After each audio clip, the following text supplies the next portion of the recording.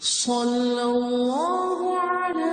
محمد صلی اللہ علیہ وسلم۔ اعوذ باللہ السمیع العلیم من الشیطان الرجیم، بسم اللہ الرحمن الرحیم، والصلاۃ والسلام علی رسولہ الکریم۔ بخاری شریف کتاب صفت الصلاۃ۔ آج اس میں جو باب ہم پڑھیں گے اس کا عنوان ہے عقد الثیاب وشدھا، کپڑوں کو گرا لگانے اور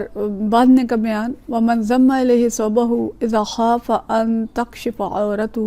کہ جب کسی شخص کو سطر کھل جانے کا اندیشہ ہو تو اپنے کپڑے سمیٹنے کا بیان۔ یعنی ویسے تو یہ باب ہم پیچھے پڑھ چکے ہیں،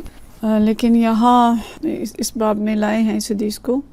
وہ امام بخاری اس ضمن میں لائے ہیں کہ پیچھے ہم نے پڑھا تھا، آگے بھی پڑھیں گے، کہ کپڑے جو ہیں وہ سجدے کے دوران نہ سمیٹے جائیں، اور کپڑا اگر کوئی نیچے لگ رہا ہے تو اس کو لگنے دیا جائے کہ کپڑا بھی سجدہ کرتا ہے تو وہ کرے۔ لیکن یہاں چونکہ کپڑے سمیٹنے کا بیان تھا حدیث میں، تو اس کی توجیہ پیش کی گئی ہے کہ اگر کسی کے کپڑے اس طرح کے ہیں کہ اس کے سطر کھلنے کا اندیشہ ہو تو وہ اپنے کپڑے لپیٹ سکتا ہے اور ان کو باندھ سکتا ہے۔ حدیث ہے 781، اور ان سہل بن سعد رضی اللہ تعالیٰ عنہ قال، فرماتے ہیں کان الناس یصلون مع النبی صلی اللہ علیہ وسلم، کہ بعض لوگ نبی کریم صلی اللہ علیہ وسلم کے ساتھ نماز پڑھتے تھے، وہم عاقد عذرہم من الصغر علی رقابہم، اور وہ اپنے تہ بندوں کو، جو ان کے تہ بند ہوتے تھے، چادریں ہوتی تھی جو انہوں نے لپیٹی ہوتی تھی، چھوٹا ہونے کی وجہ سے اپنی گردنوں کے پیچھے گرا لگاتے تھے۔ عاقد عذرہم، اپنے جو بھی ان کے تہ بند ہوتے تھے ان کو گرا لگاتے تھے، من الصغر، چھوٹا ہونے کی وجہ سے، علی رقابہم، اپنی گردنوں کے پیچھے۔ فقیل للنساء، تو عورتوں سے کہا گیا، لا ترفعن رؤسکن، اپنے سر نہ اٹھائیں، حتی یستوی الرجال جلوسا، کہ جب تک کہ مرد جو ہیں وہ سیدھے نہ بیٹھ جایا کریں۔ تو مطلب یہ کہ ان کے تہ بند بہت مختصر ہوتے تھے، اور ظاہرہ غربت کا ایک عالم تھا جب نبی کریم صلی اللہ علیہ وسلم مدینہ شریف تشریف لائے ہیں، اور اس میں صحابہ کرام کسی کے پاس ایک چادر ہوتی تھی، کسی کے پاس 2 چادریں ہوتی تھیں، ہم پوری تفصیل پیچھے پڑھ چکے ہیں۔ لیکن کوئی عذر ان کی نماز میں مانع نہیں ہوتا تھا کہ جس طرح کا بھی لباس ہے وہ لپیٹ کے نماز باجماعت میں حاضر ہو جایا کرتے تھے۔ تو لیکن سطر کی حفاظت کے لیے وہ اپنی چادروں کو گردن کے پیچھے گرا لگا کے باندھ لیتے تھے۔ اب یعنی انہوں نے تو باندھ لیا اور ان کی چادریں جو ہیں وہ نیچے نہیں لگ رہی، تو یہ کوئی ایسی چیز نہیں ہے کہ جو حدیث سے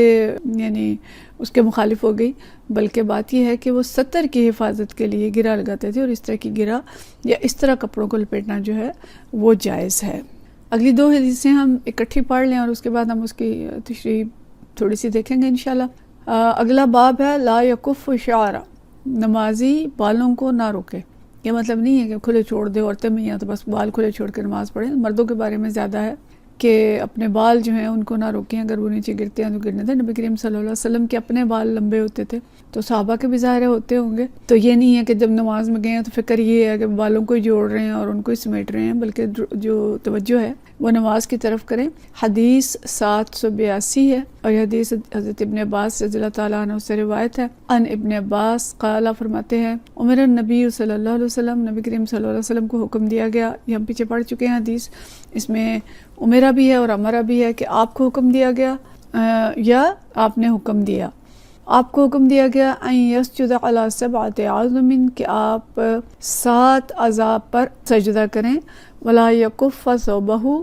اور اپنے کپڑے نہ سمیٹیں، ولا شعرہ، اور نہ اپنے بال سمیٹیں۔ اگلی حدیث 783، اور یہی باب ہے کہ لا یکف ثوبہ فی الصلاۃ، یعنی پیچھے تھا کہ بالوں کو نہ روکے، یہاں ہے کپڑے نہ روکے، نمازی اپنی نماز میں اپنے کپڑے کو نہ روکے۔ حدیث ہے 783، اور یہ حدیث جو حضرت ابن عباس رضی اللہ تعالیٰ عنہ سے ہی روایت ہے۔ عن ابن عباس رضی اللہ عنہما عن النبی صلی اللہ علیہ وسلم قال، فرماتے ہیں امرت ان اسجد علی 7، مجھے 7 اعضاء پہ سجدہ کرنے کا حکم دیا گیا، لا اکف شعرا ولا ثوبا، اور مجھے حکم دیا گیا ہے کہ میں اپنے کپڑوں اور بالوں کو سجدے میں گرنے سے نہ روکوں۔ اچھا، اب یہ دیکھیں پچھلی حدیث میں تھا کہ انہوں نے کپڑے جو تھے وہ سمیٹیے، وہ گردنوں پہ گرے لگا رہے ہیں کپڑوں کے پیچھے اپنے تہ بند کی، اور یہاں یہ ہے کہ کپڑے اور بال جو ہیں ان کو نہ روکا جائے۔ تو دونوں حدیثوں میں کوئی تفاوت نہیں ہے، جیسے ہم نے پہلے بات کی، مطلب یہ تھا ان کے سطر کے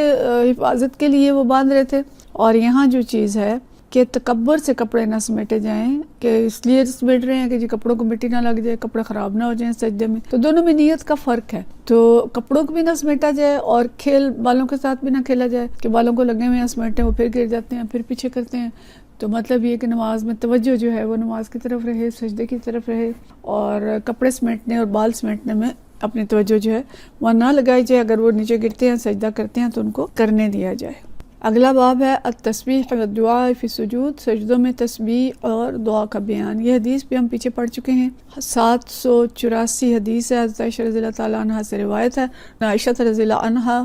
انہا قالت، انہوں نے فرمایا، کان النبی صلی اللہ علیہ وسلم یکثر ان یقول فی رکوعہ و سجودہ، کہ آپ صلی اللہ علیہ وسلم رکوع اور سجدے میں کثرت سے پڑھتے تھے۔ کیا پڑھتے تھے؟ سبحانک اللہم ربنا و بحمدک اللہم اغفر لی۔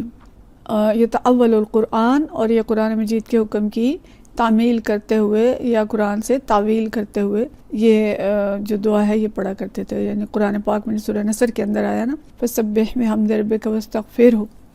یہ آپ کو معلوم ہے کہ آخری صورتوں میں سے ایک صورت ہے۔ جب فتوحات ہو چکی تھیں، نبی کریم صلی اللہ علیہ وسلم کا مشن تقریباً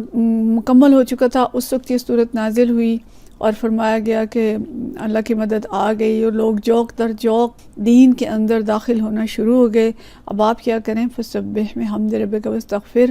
کہ آپ رب کی تسبیح کریں، اس کی حمد بیان کریں اور اس سے استغفار کریں۔ تو یہ جو کلمہ ہے اس میں تینوں چیزیں پوری ہوتی ہیں۔ سبحانک یہ تسبیح ہو گئی، اللہم ربنا، سبحانک اللہم ربنا تسبیح ہو گئی، وبحمدک تیری حمد ہم بیان کرتے ہیں، یہ حمد ہو گئی، اللہم اغفر لی یہ استغفار ہو گیا۔ مطلب یہ کہ تینوں چیزیں جو ہیں وہ اس کے اندر آ جاتی ہیں اس دعا کے اندر، اور بہرحال یہ تسبیح بھی ہے اور تحمید بھی ہے کہ اس میں اللہ تعالیٰ کی پاکی بھی بیان ہو رہی ہے، اللہ کی حمد بھی بیان ہو رہی ہے۔ یعنی اس کو نبی کریم صلی اللہ علیہ وسلم بکثرت سجدے اور رکوع میں پڑھا کرتے تھے۔ اس کا مطلب ہے کہ یہ جو دعا ہے یہ ان دنوں کی ہے جب آپ صلی اللہ علیہ وسلم کا مشن جو ہے وہ مکمل ہو چکا تھا، نبوت کے آخری دنوں کی یہ حدیث ہے، اور اس وقت آپ صلی اللہ علیہ وسلم رکوع اور سجدے میں بکثرت یہ کلمہ پڑھا کرتے تھے۔ تو مطلب یہ کہ سبحان ربی الاعلیٰ اور سبحان ربی العظیم کی جگہ یہ پڑھ سکتے ہیں، اور ان کے ساتھ بھی پڑھ سکتے ہیں۔ نبی کریم صلی اللہ علیہ وسلم کا معمول یہ تھا کہ اس کو بہت کثرت سے بہت زیادہ پڑھا کرتے تھے، یعنی زیادہ سے زیادہ سجدے رکوع کے اندر یہ پڑھا جائے، اس کے اندر تینوں چیزیں آ جائیں گی، اور اللہ تعالیٰ کا جو حکم تھا فسبح بحمد ربک واستغفرہ، اس کا جو تقاضا ہے وہ پورا ہو جاتا ہے۔ تو پہلی جو 3 حدیث ہم نے پڑھی وہ اس بارے میں تھی کہ سجدہ کرتے ہوئے توجہ سجدے کی طرف ہو، توجہ کپڑوں اور بالوں کی طرف نہ ہو، ان کی جو کوئی بھی سیٹنگ کرنی ہے وہ پہلے کر لیں، اور اگر دوران سجدہ بال گرتے ہیں سجدے میں یا عورت کے بال ڈھکے ہوئے ہونے چاہیے، لیکن اگر وہ چادر کے اندر بھی نیچے گرتے ہیں تو کوئی حرج نہیں ہے، اور اسی طرح مرد کے لیے بھی بال اور کپڑے نیچے لگ جائیں تو وہ سجدہ کریں گے اور ان کے لیے بھی وہ سجدہ ہوگا، لیکن اصل مقصود یہ ہے کہ توجہ جو ہے وہ نماز کی طرف ہو۔ اور پھر یہ کلمہ جو ہم نے دیکھا کہ نبی کریم صلی اللہ علیہ وسلم سجدے میں بکثرت یہ پڑھتے تھے، تو کوئی بھی کلمہ پڑھے اس کے معنی آتے ہوں، وہ سمجھ میں آتا ہو، اس کے اندر ایک روح اور جان ہو کہ اگر ہم اللہ کے آگے سر بے سجود ہیں یا رکوع میں ہیں تو ہمیں پتہ ہو کہ ہم کیا کہہ رہے ہیں۔ تو یہ بڑا ہی خوبصورت کلمہ ہے، اس کو بھی ہم یاد کریں اور نماز کے اندر پڑھا کریں۔ اللہ تعالیٰ ہماری نمازیں قبول فرمائے اور ہم سے راضی ہو جائے۔ وآخر دعوانا ان الحمد للہ رب العالمین۔